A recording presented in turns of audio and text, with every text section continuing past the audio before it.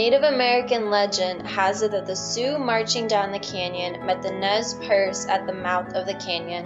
As enemies, they fought for 2 days. On the morning of the 3rd day, a spirit appeared. Warriors, sheath the hatchet and unstring the bow. Fight no more. Turn your eyes westward, my brothers. Behold the beautiful valley of flowers. The Great Spirit made it for his children. It is encircled by a white necklace of white-topped mountains, carpeted with flowers and water by sparkling streams. This is the home of the Red Man. He comes here to rest. In this valley of flowers there must be no war. All must be peace, rest, and love. Peace to the Red Man in the valley of flowers.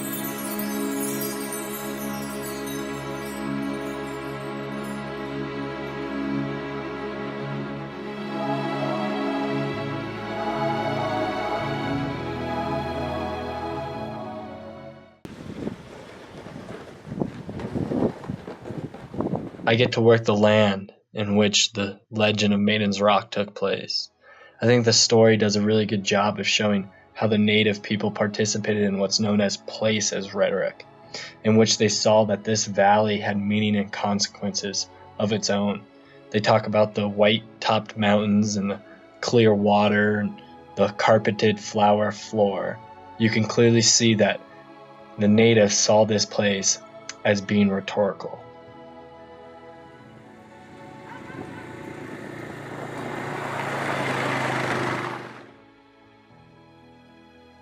The spirit warned the Sioux and Nez Perce. A pale-faced race has landed on the far-off beach. Their eyes are looking westward. Their hand is raised against the Red Man. Their weapons are fire and thunder.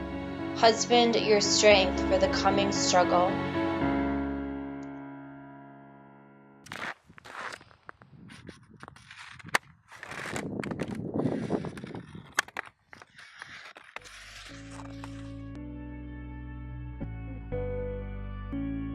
Working so close to the land has given me an insight into the Native American rhetoric of place with regards to how the Valley of Flowers has cultivated the feeling of togetherness and love, how the historical rhetoric of place was constructed.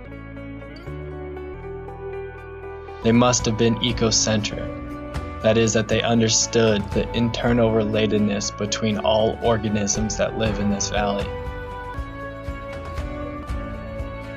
I am that paled-faced race that the spirit warned of, working the land of a paled-faced man. So how do I reconcile my actions? Well, it is the ecocentric discourse, the idea that we all share the Valley of Flowers with everything that is non-human.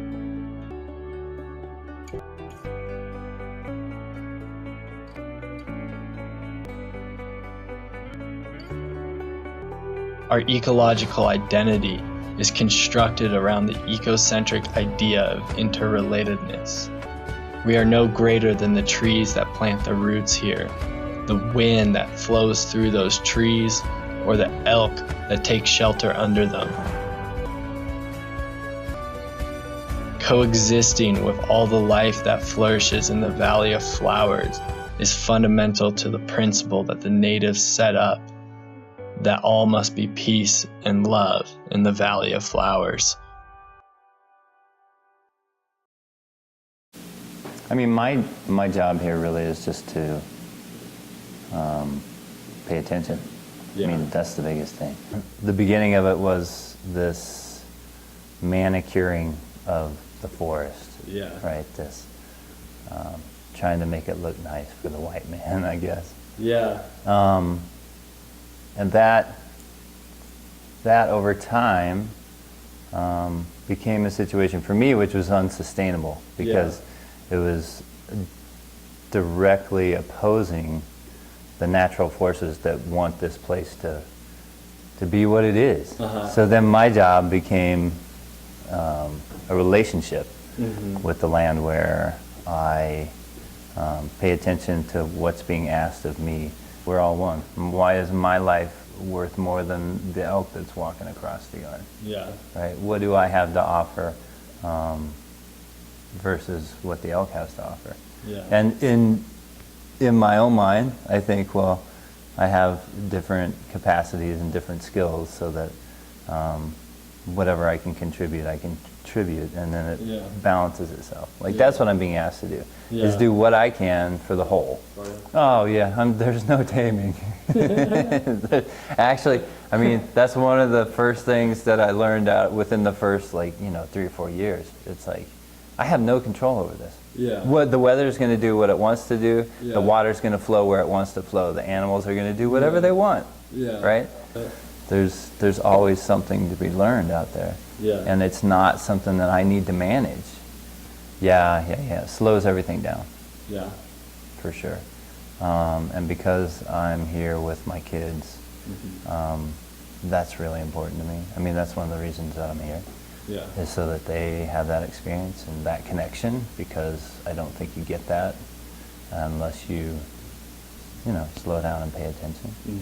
It's taken me from that world of the rat race and driving and trying to succeed, whatever success is, right? Yeah. And then and flip that on its side and just relating your success to the depth of your happiness. Yeah. This place has shaped our lives through the ecocentric philosophy of interrelatedness. Unknowingly, we have tied our lives with the rhetoric of the native people. We all share this valley. It is home to all of us. All must be peace and love in the valley of flowers. We live in harmony with the land.